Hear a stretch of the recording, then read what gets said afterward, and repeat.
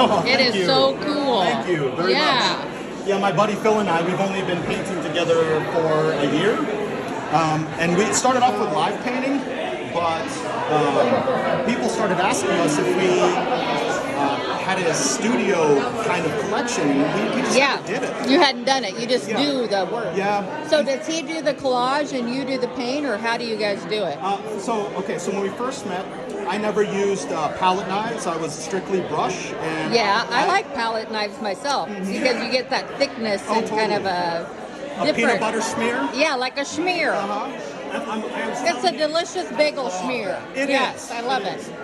But I was the collage person, and I mainly collage in ephemera. So like, this is really fun. Oh, I love these old newspapers. I have a bunch of these too, and I think they're great. The advertising is just unbelievable. Yeah. And this is 1 month's worth. Oh, wow. I know, from 1948, Dallas Times from 1948. So there's no acid in the paper, which is awesome. Yeah. Great tonality, great ads.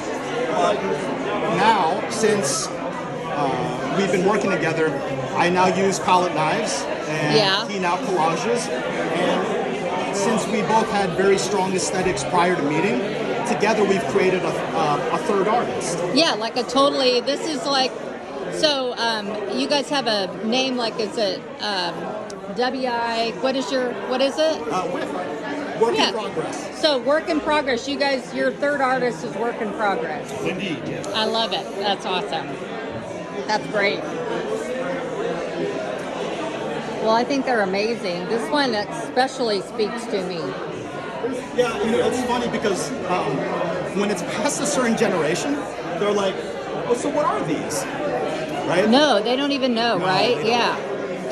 So much of the graphics of the past were so bold and had such, I mean, they were simple but bold in a way. The graphic, the fonts were different. I love old advertising. It's just amazing to me. Well, they express the form in a very different way. There wasn't any of this pre-printed stuff. It was all illustrations that were mass-produced. Right. And they don't really do that a lot anymore. Right. It's all about AI. And don't get me. Oh my gosh. I started just this week. I went on AI to create some graphics for a PowerPoint presentation. So like it was about leadership, and I went on and I talked about, in the AI, it was Dolly is what I used. I said, give me abstract art about a pragmatic leader. Shut up, seriously? Yeah, and it created this really amazing art, but then I'm thinking, like, it's basically stealing the art of everyone that's on the internet to create this a new thing. Well, a lot of what everybody does is it's a build upon what you've already seen, right? Like, that's kind of, a lot of times it is. That's the ticket. But I think there needs to be some thought put into, what does this mean for the art community? How do you use it? How do you identify it to people and say, I'm using AI as a basis of, a reference, or I'm using it to create something new and different. It's really crazy to think about the opportunity, but also the kind of, it's a little scary. Well, let's put it this way. With the advent of change, having tools is the key. And that's the thing, it's tools. Yeah. It's not to replace. Right, it's a new tool. Yeah. Right. Because, let's face it, AI can't have...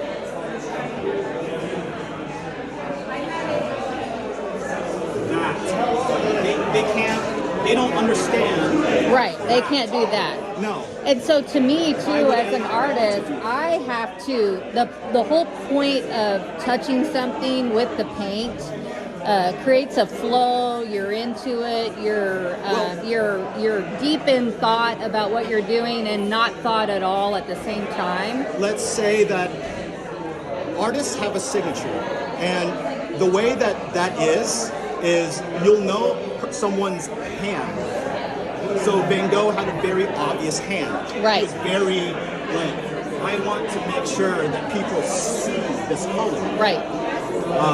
That is a signature of his. Whereas, the yellows, so he had a style that was all his own. That his application method became the thing that people looked for. Right. And started to spur on and influence other people of his time, even like Gauguin I think that there's a huge disconnect with what AI is and what it should be used for. And as an artist, I push things through phone filters all the time to get a different perspective. Right, yeah, to change the look of it, to think about it in a different way. So it should never be a replacement. And how do we say that? Yeah, the whole idea, though, for me, creating something through my hand, yes, the AI is another tool, but it's not as satisfying as touching the paint to the canvas.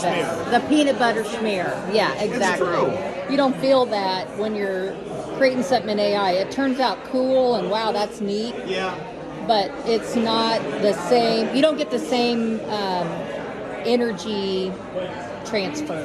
Well, remember the times when they started filming like automation and vehicle production? They were like, oh, it's gonna take all these people's jobs and it's gonna, it's this crazy thing. Yeah. You don't think about that anymore.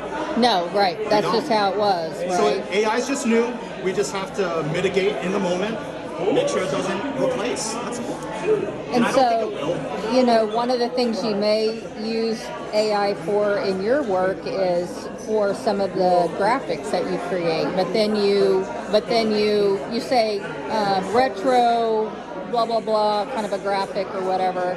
It creates it. You put it on as a collage piece, but then you add your touch to it to change it. I think with every movement, there needs to be a demographic of people that aren't repulsed by change, but then go, I see it, I acknowledge that it exists. Is it for me? No. People ask me all the time, do you have prints? And I say, no. No, I don't do prints. Yeah. How are you going to do a print of something that, it just doesn't. 60, 70, 80 years old. Yeah, and also it just doesn't give the texture of what you're doing there has so much texture to it. A print doesn't give you that. The magic word for me is intention. What is your intention? And the intention is, it's color and material and my connection with my medium.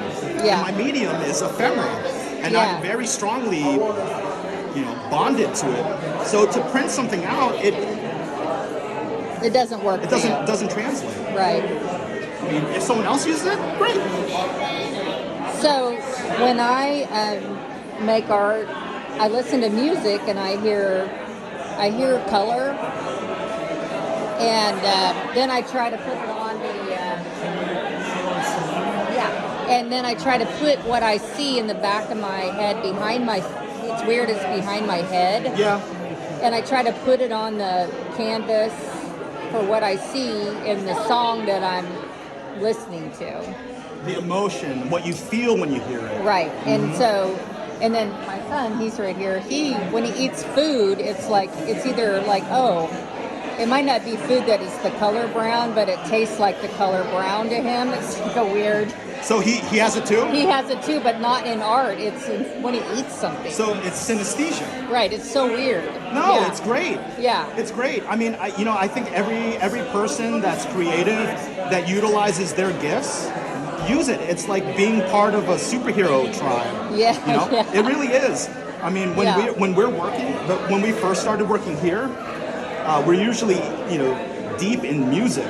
Yeah. But if you listen to this ambient noise, it's the noise you would hear in a crowded museum. Yeah, right. You can kind of feel the energy, the beat, right? Yeah. Interesting. So one of the things that I want to try to do is to capture I'm going to try to use some video to capture when people walk, the 4/4 time and when people walk, and with the music that you're listening to, right? Yep. So that's kind of my next thing is I'm trying to figure out what does that look like? What does that mean? How do I do it? You're communicating your synesthesia. Yeah, I'm trying to figure out how to show that in the everyday person is feeling the same thing. They just don't know, they don't see it in the back of their head yet. You know what helps?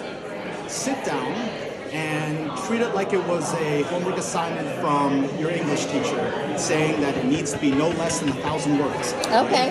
And when it comes down to it, we're so used to environments where it's straight to the point, whether it's media, news, or text messages, straight to the point. No one wants the additional stuff. But you remove the context of things like prose, poetry. It's all verbiage is garbage. But if you're able to eloquently write out in prose exactly how you feel, read it again, and then translate that into video. So you're moving one idea onto a medium, and then using that medium to create another medium. Yeah, that's cool. It's well, this is all kind of new to me. I'm just trying to learn and think about how to make it happen. But since you say you're new, it's the best thing. I think in history there's people that have said, there's nothing more dangerous than a beginner with an idea. Yeah, it's true. That. Yeah. It's true. And because you have that image in your mind of taking steps and putting into music in a 4/4 measure, what happens when you put words on top of it in iambic pentameter? Right. Simultaneously. Yeah. You're creating and emphasizing something that's not physically seen. Yeah. So the more times that you're able to elaborate an idea through different mediums, the more you understand it. Yeah, that's cool. Well, you guys, thanks for demonstrating here. It's amazing. I love this piece. And I feel the energy of the room being transferred to your canvas. It's really sweet because some kids came up and were like, "What's your favorite color?" And someone said pink, and someone said purple, and someone said green, and I said, "Those don't typically go together." Let's put them in there. Yeah, but let's put them together. But this is essentially a manifestation of their favorite colors on one surface, and we're just having it play, seeing where it goes. I love it.